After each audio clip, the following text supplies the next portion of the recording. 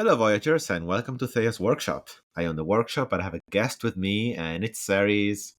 Hey Thea, am I supposed to say a joke at this point? I don't remember how these episodes work. There's not a do joke by default. You usually say something along. My community is podcast born. Yeah! There we go. You already made that joke last time, but we didn't end up doing communities. So we got it last time. And we're going to talk about Daggerheart. We are back with our series, Introduction to Daggerheart. So, if you're interested in Daggerheart, this is our 4th episode on the topic. You can check out our previous episodes where we covered class and ancestries. Today, we are rounding out character creation by discussing what's left to make a Daggerheart character. So, we start with communities. All right. Communities are supposed to be the culture that you originate from. Mm-hmm.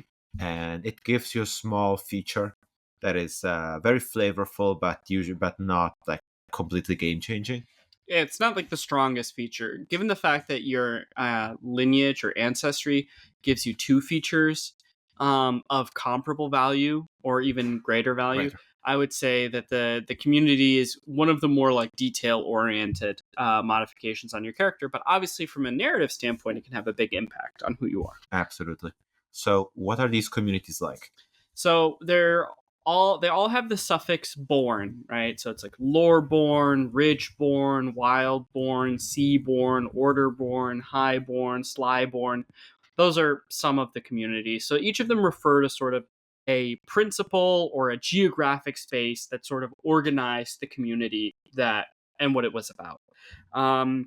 Each one comes with a different feature. So, like for example, the Orderborn one, the Orderborn community is for communities that have like a strong set of principles or rules or morals, either from like a governmental or religious side, and you note down what 3 principles apply your character's community believed in, and every time you act in accordance with them, you can expend a use of the feature to roll a d20 for your hope die instead of a d12, and then it recharges on a long rest.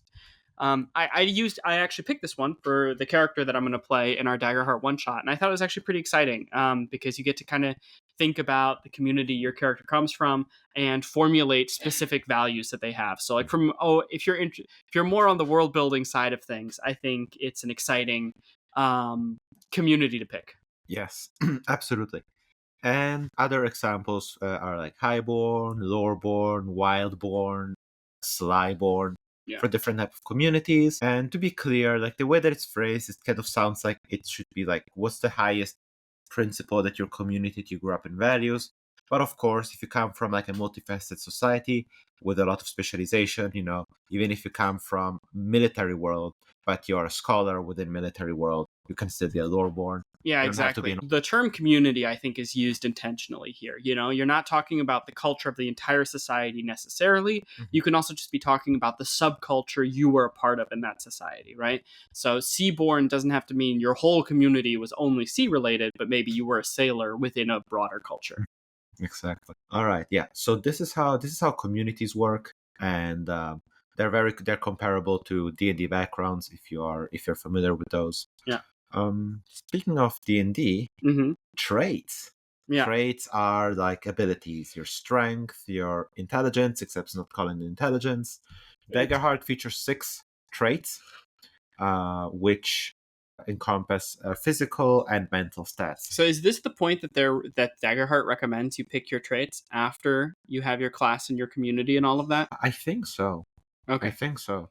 Yeah, I always think it's strange because depending on your class, you have a set of main stat. You have a main stat, you have a main spellcasting stat, and you probably have a main stat that you fight with. So it's always odd to me when the class doesn't provide you with your stat array, because that seems like the most natural thing. Like, if you want to play wizard, here's your the stat array for the wizard that you can choose from. Sure.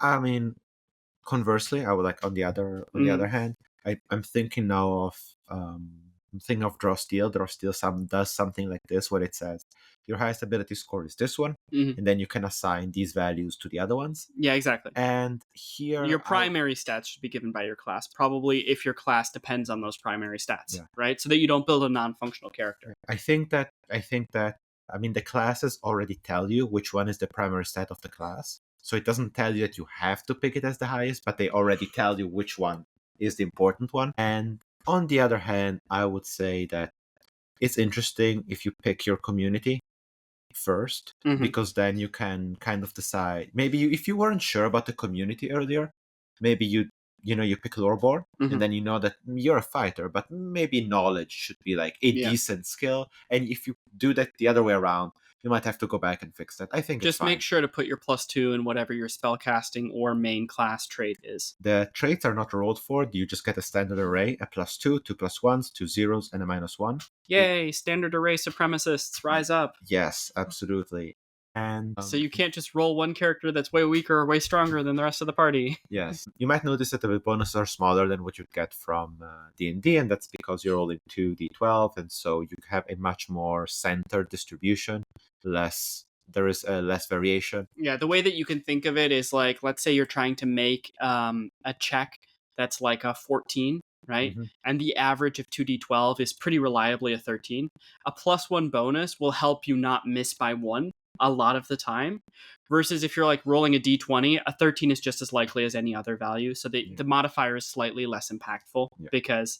Yeah, and so basically the more dice that your game uses for a given type of roll, usually the more impactful modifiers are. So the modifiers in this game are going to be a little lower than what you're used to from D&D.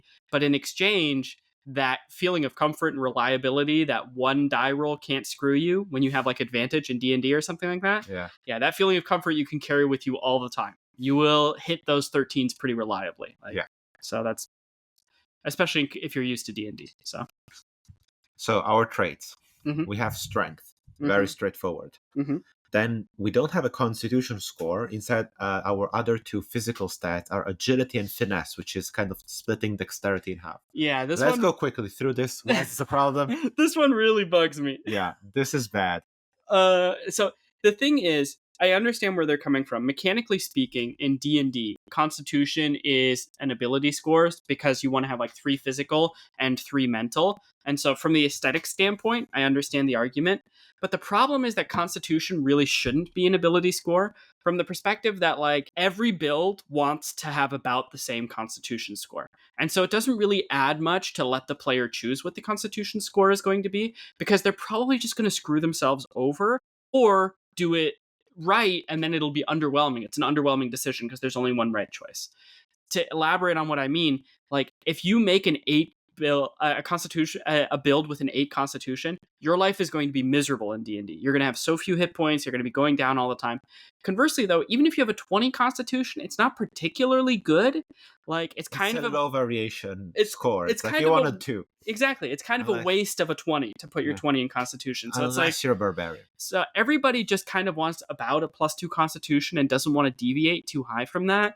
And I think from a game mechanic standpoint, it's really weird to give your players a variable that they can tune however they want, but there's really only one right way to use it. At that point, it doesn't sound like it should be a choice, right? It should be just part of the class, how many hit points you get. And so, like Draw Steel, you can see also responding to this. They cut the Constitution score, and so they only have 5 ability scores. But Daggerheart tries to preserve the 3 and 3 symmetry by dividing speed and control, which is sort of the agility sort of portion of it, from like dexterous eye-hand coordination, kind of that portion from it. The gamer skill. Yeah.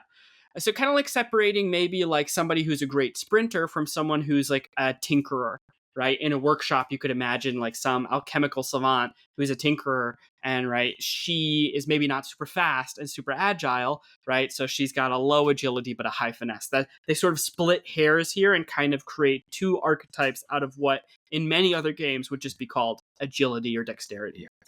But finesse only characters in fantasy adventuring don't really exist. At least they don't go out and adventure with a party. They're usually the tinkerer that you visit. I think the issue I have with finesse and agility is twofold. First, I feel like it is genuinely splitting hairs in the game. That is like kind of loosey-goosey with the rules, or at least has like a much simpler rules framework that all fits in one book and not like 3 books like D&D or 2 books like Draw Steel. It's odd to me to split one of the fundamental parts of this game into these 2 separate camps, especially, this is my second argument, because many of the fantasy tropes are not accurately encompassed by one or the other of these, but by both of these traits combined. Like if I think of Legolas, right? Finesse is a hiding skill. But in my mind, Legolas is probably good at running, shooting, and hiding, right? He's probably good at all 3 and not just good at one and bad at the other. I have a hard time coming up with characters who are good with their hands, good with their eye-hand coordination, good at hiding, but bad with a bow and not fast in fantasy. Yeah, like you're good at hiding, but like they can't climb on a roof stealthily like a cat. Like what are we doing here? Like literally, I think that stealth is really the kind of emblematic of this issue, because all the archetypes for like climbing roofs and dodging bullets are also the same guys who want to be good at stealth. Like who has the monk or rogue that doesn't stealth? I really feel like the fundamental difference between firing a bow and shooting a crossbow is like to split the difference there. It's not that there isn't a difference, right? Like there's also a difference between shooting a bow is strength, between endurance strength and one-time strength, right? Like the difference between a sprinter and there's even a difference between simply a sprinter and a power lifter, because the power lifter doesn't, is probably not nearly as mobile as the sprinter and not nearly as fast as the sprinter. But both of those feel like, oh, well, they're muscle power, right? So they're in strength. Similarly, right? You're not... Except the sprinter's agility. Yeah, I guess. But the point that I'm trying to make is like, it's not that there's no difference between the two, but every single one of the ability scores is an abstraction that is lumping things together that are different from one another. For example, if you want to solve a logic puzzle in Daggerheart, you probably roll knowledge, even though knowing things and being able to solve things are 2 different skills. One is a memory skill and one is like a problem solving, like intelligence skill, right? And like combining them both in knowledge, I think is fine, because in fantasy, most of the characters who can do one can do the other. It's odd for me. I don't see the characters that are good at finesse and bad at agility. That doesn't really track for me. Yeah, like ideally these abilities should be selected so that they're good at like separating characters from one another. Like separating different character archetypes. And you're like, oh yeah, of course, if you've got high strength, you've probably got low whatever, right? Yeah. And also like strong and wise, yes. Strong and charismatic, also yes. Yeah. That distinction makes sense. So let's go to the intellectuals, to the mind skills. Traits, these are much simpler, like much more easy to understand. There's knowledge, which is the counterpart to intelligence. The name knowledge is a bit misleading, because you can have a poorly educated character who's still very smart, just like maybe in a street smarts kind of way. Yeah. And I wonder if that would be instinct for them, but it is odd because it feels like being able to become a wizard probably requires not just rote memorization, but also like not just knowledge, but actual genuine intelligence, logic skills, that kind of thing. Yeah, I feel like, like a Peaky Blinder type, like criminal mastermind needs to use a lot of intelligence, even if their education is poor. I don't think that's instinct. Yeah, I don't know. I think knowledge is not a great term, but it's the one they used, and you know what it means, at least when they say it, even if it has a little bit of a false connotation. Presence, I think it's a little bit intuitive to understand than Presence charisma. Is our charisma, yeah. Exactly. And especially for spellcasting purposes, when somebody casts a spell with their presence, that to me somehow just feels more intuitive than saying they cast it with their charisma, because presence is just a little bit more and a little bit vaguer than the specifics of like charming someone via how you speak to them and stuff like that. And then the last one is instinct replacing wisdom. Yeah, so it takes away the connotation of knowledge that wisdom has, which I think is interesting. But also, since there's not an intuition-based caster like that is clerical in Daggerheart, I think it's also they're taking the stat in a slightly different direction than like how D&D would maybe see it. Yeah. But I mean, overall, I think the debate on like what's the best perfect name for the core stats of your game, you ask 20 people, you get 20 different answers, what they think the best ones are. I think it's a matter of taste. And overall, the only real quibble I have is with finesse and agility being separated, because I've already had annoyances and annoying situations with characters where I want to have high agility and high finesse, but I can't have both. And it's hard for me to figure out in my head what is happening here. Like, who is this person that they have like a +2 agility, but a +0 finesse? What does that really mean? I find it a little bit frustrating at times. Yeah. Now you might be wondering, does agility or finesse count to determine AC like in D&D where you have dexterity? It's neither. The equivalent to armor class is called evasion. In this game, it's an abstraction of how hard is it to hit you, but not how much armor you have. That's why it's not armor class. Yeah. It's just about how good you are at dodging attacks. And it's set by your class. Like your starting evasion is set by your class. How resistant you are to damage is set by your damage thresholds. So in this game, you don't have as many hit points as you do in D&D, and one of the tricky things you're going to have to remember is that damage and hit points are not the same in this game. So basically what happens is when you take damage, you compare it to your damage thresholds. If it's lower than both of your thresholds, that's minor damage, 1 hit point of damage. If it's between both of your thresholds, then that's moderate damage, you take 2 hit points. And then if it's above both thresholds, that's severe damage, so then you take 3 hit points. Yeah. It kind of helps with tracking hit points. It's not as complicated as being like, oh, you have 86 hit points and you lose 27. What are you at now? But it does mean you have a little bit of arithmetic to do. Every time you take damage, you have to convert damage into hit point loss. Yeah. What sets the thresholds? Serious? Your armor. Your armor does. And I think that's pretty cool, actually. I think armor is dynamic because not only does your armor set your damage thresholds, your armor also comes with armor slots.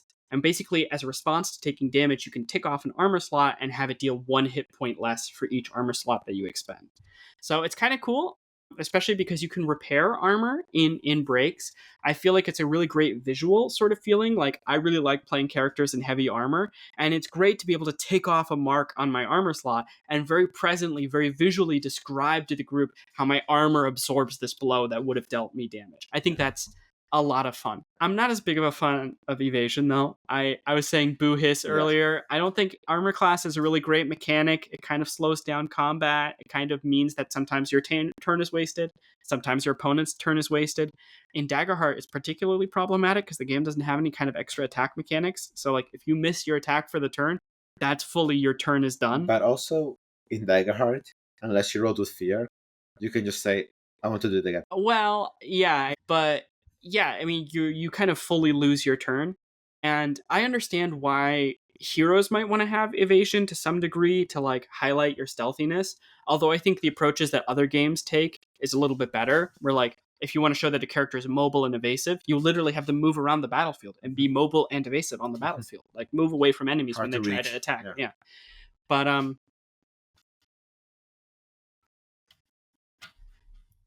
I feel that armor class leads to a lot of situations where you waste your turn or the enemy wastes your turn, and that's, I think, a waste of the players and the DMs, or GM in this case. It's a waste of their time, right? And so I'm not really a huge fan to see armor class back because it means also you need to roll to attack and then roll for damage. It just makes everything a little bit longer. When I think other features could have reflected evasion well. So that's unfortunate in my opinion, but I really do like the armor system. I think it adds a lot of dynamic aspects to it. And I think generally speaking, equipment is interesting in this game. Yeah, we're about to talk about that. So, because like, for example, if you have a suit of armor that has higher damage thresholds but less armor slots, it gives you something to think about, right? And also some of the armor has like unique features where it like nerfs your agility or nerfs your evasion, but in exchange gives you higher defensive bonuses and more armor slots. Yeah. And then there's, of course, some features that combo with armor slots. So maybe some builds value armor slots more, some value them less. The concept of making the armor a little bit more dynamic and a little bit more interesting in the way that Daggerheart has done it, I think is really cool. And it's one of the parts of the game that excites me. Yeah, it's fun. I'm excited to like homebrew custom armor, which usually in D&D I rarely did like special armor. Exactly. I mean, in D&D, you just wear the armor with the highest armor class that you are allowed to wear. Yeah. And then there's only one metric that decides armor, so it's pretty easy to decide which armor is best. And then there's +1 armor and +2 armor, and then maybe they'll use rapid damage resistance on it if the magical armor is very, very cool. Armor, especially speaking of which, everyone can wear any armor and anyone can wield any weapons. Asterisk.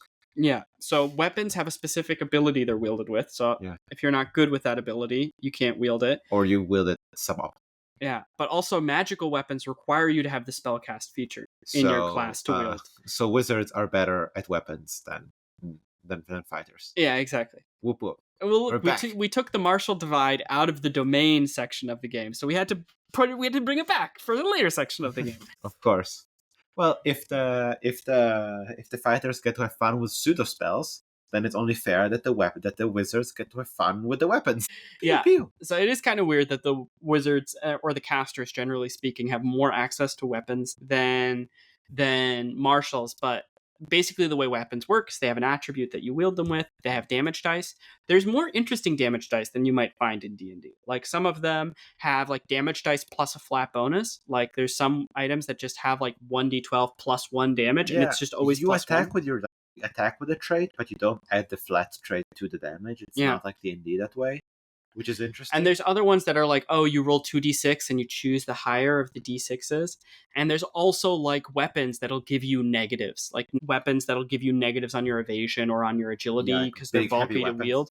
So there is more interesting dynamics and trade-offs I find here than like normal D&D, where it's just like, generally speaking, I don't know. It's just always, they either have a high damage die and maybe they have a useful keyword, but they probably don't have a useful keyword. Or like, it's, you can only pick from the finesse weapons anyways because you're a dex character or whatever. I'm reminded of like weapons, like thinking of weapons like whip. It'll probably have a long range. And because range is kind of like quantized in like very big steps, I'm thinking about like if you combine it with the trait of the giant, that adds an extra layer to melee. I'm not sure if it adds an extra layer or if it just takes it from close to from like think that's it, melee to very you could, close. Like, use a whip to whip someone 100 feet away. And so there's an interesting thing with dual wielding in this game. So like if you choose a primary weapon that takes up one hand, like a sword, right? Yep. Then in your offhand, you can wield a secondary weapon. Now you can swing with the secondary weapon itself, but usually the benefit of the secondary weapon is that it makes your primary deal more damage. Well, or you can sometimes swing the secondary weapon. It doesn't. You can't swing the secondary weapon while also swinging the primary weapon. Yeah. Usually the secondary weapon deals less. You always just get one attack per roll. So if you're dual wielding, you don't get more attacks the way you do in D&D.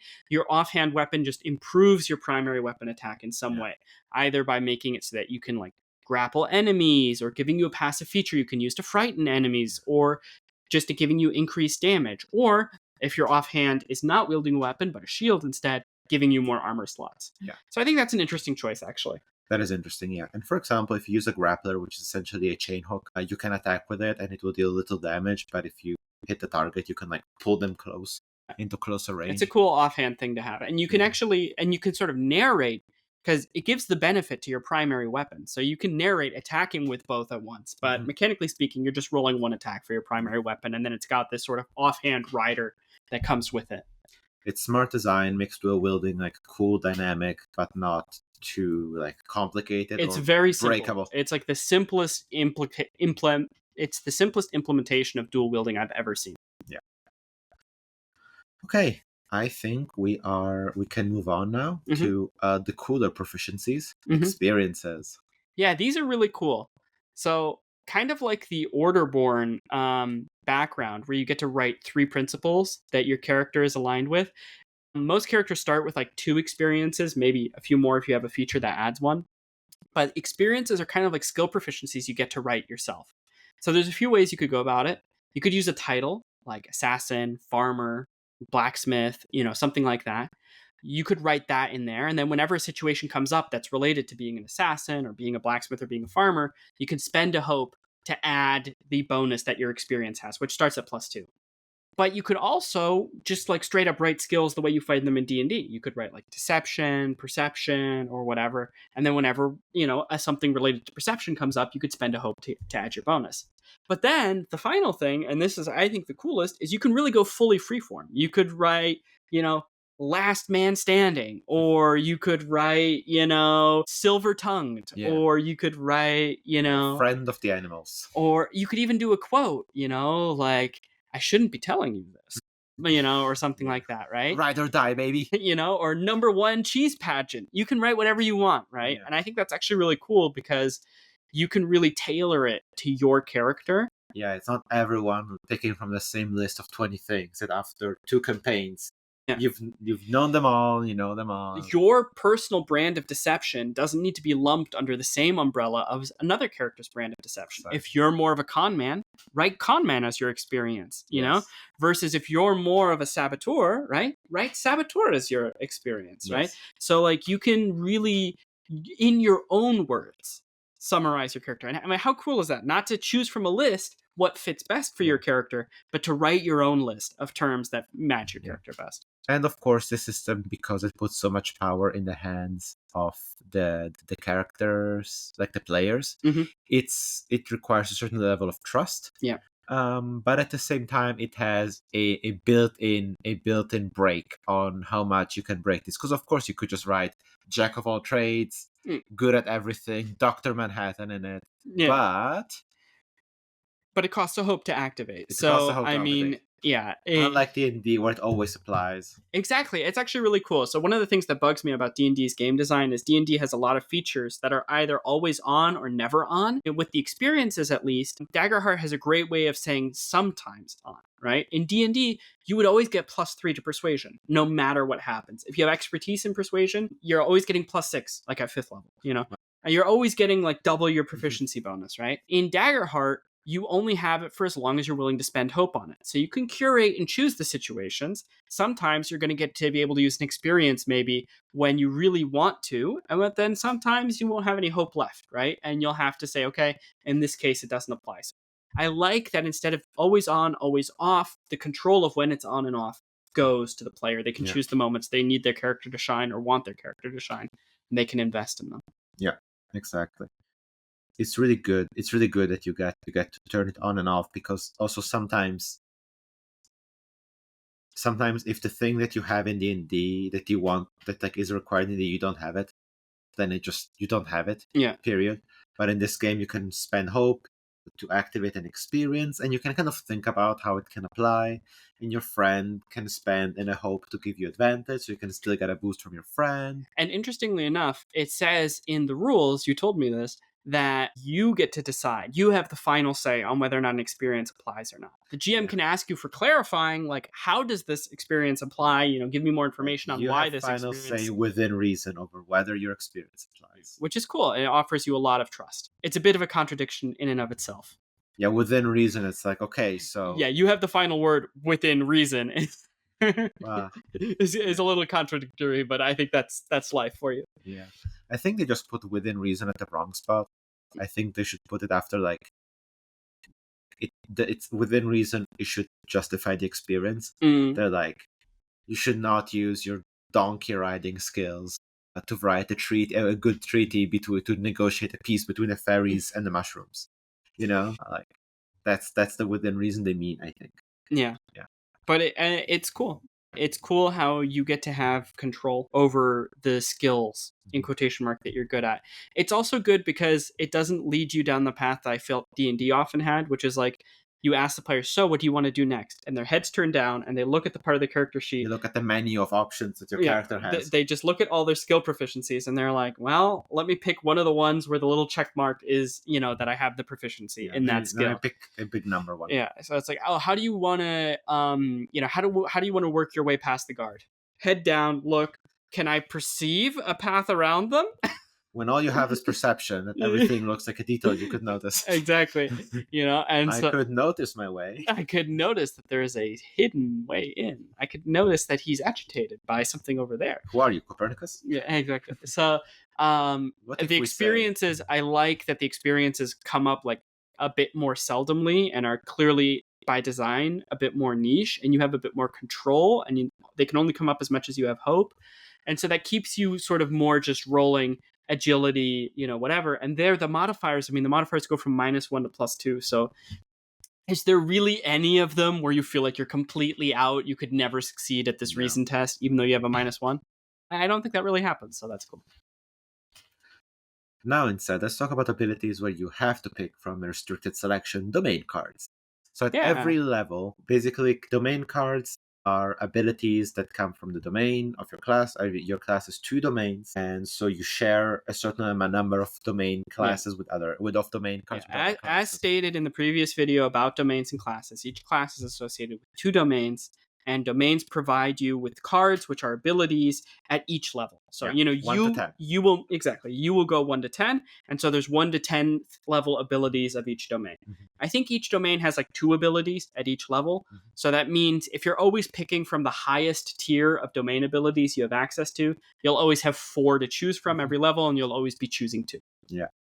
But not from the same one. Like, you don't have to pick one from one domain and one from the other domain. Mhm. You can pick 2 of one domain. And this was cool. When I was building my first level character for our one shot, the 4 features that were available to me in the Seraph domain all seemed interesting to me, and so I had this cool feeling of like, darn, I only get to pick 2 of these, but they're all so sweet, which Yeah. is kind of what you want, Yeah. when you're designing a game. So far, I think the domain abilities are pretty cool. Yeah, can't wait for the community to create them, to like tell us about the meta so they can ruin this for us. Well, we just won't look at the meta. You are the meta. You looked at the Seraph class and was like, this is so broken. Guys, the Seraph class makes like 5 hope every single session. It's crazy. Yes. So yeah, you get 2 domain cards to start, and then you proceed to the final bit of the character sheet, which is answering questions about your character to really round them out. This is a lot of fun, that this is like built into your character sheet. The questions are not random, they're determined by your class. So every class has like tailored questions about themselves that you get to answer, and then connections questions that you get to ask to another player about you. So it's about the relationship between the players. So you get to not only to answer, like the other person doesn't only answer the question, but you get to choose the player that you want to ask the question. So you can go like, you can Hey, be Copernicus. a sleazy guy, and you can tell the righteous paladin, hey, why do you trust me so much? What made you trust me the first time we met? And then the noble paladin has to figure out how you fucked them over. Yeah, or just what in you they see, right? Yeah, or what in you they see. Yeah, no, I really like the connections and the personal questions. This game invites you from level 1 to be already a unique sort of individual.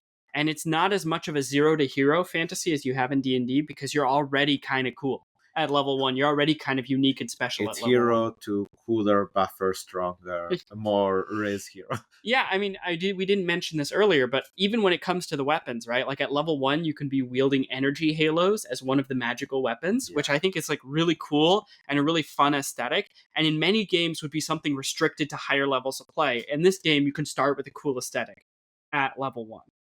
I really like the questions, not only the questions about yourself, but the connections. I think if I were to play another game other than this game that didn't have a set of questions like that, I would just copy paste them. Like, I would look at whatever the class is in that game, find the closest corollary in Daggerheart, copy those questions and send them to the player, because I think it's a great way to start the campaign, that everybody has a little bit of a connection to the other players already, so that the party is at its inauguration, the party already feels a little bit like a cohesive whole, Yes, absolutely. So that is. And with that, your character's done?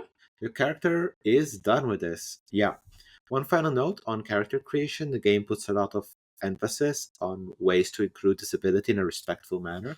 They went out of their way to get advocates for disability in RPGs to write little bits about different types of disability and different philosophies to approach this. I had already looked into the topic before all of this, like many years ago, because I was choosing to play a disabled character. And my main finding was that there was no consensus from disabled people either. There were people, for example, on the topic of blindness, who thought that using an animal, a familiar that you can see through the senses of as an aid, was like a cool, smart idea. And somebody else was like, that's kind of cheap and invalidates the thing, so maybe don't do that, come up with something else. And so I was like, okay, I guess they don't know either, and that's kind of comforting. And it's good to read all these different perspectives, so you definitely know what not to do. Yeah, exactly. I think there's a consensus on what not to do, even if there's not a full consensus on exactly what to do.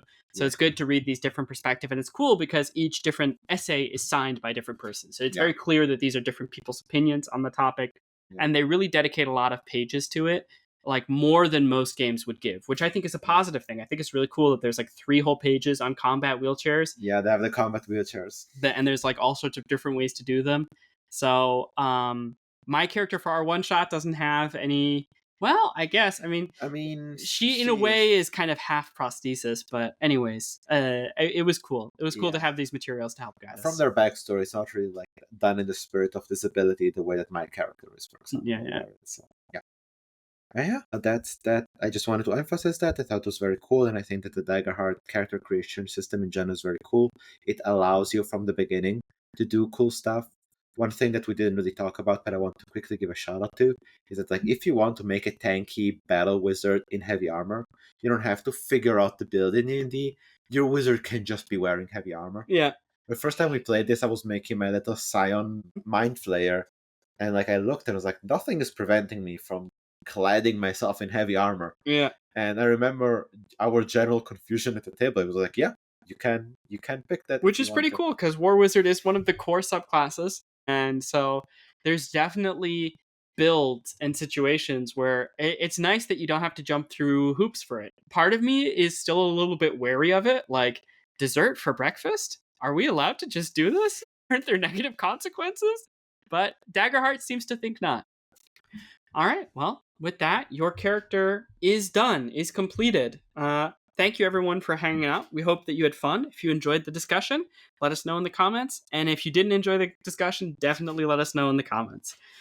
If you want to see us do longer freeform discussions, you can check out the A Friendly Orbit podcast.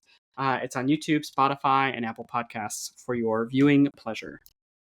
All right, series and listeners, thank you for coming to the workshop. I'll see you back here when inspiration strikes again.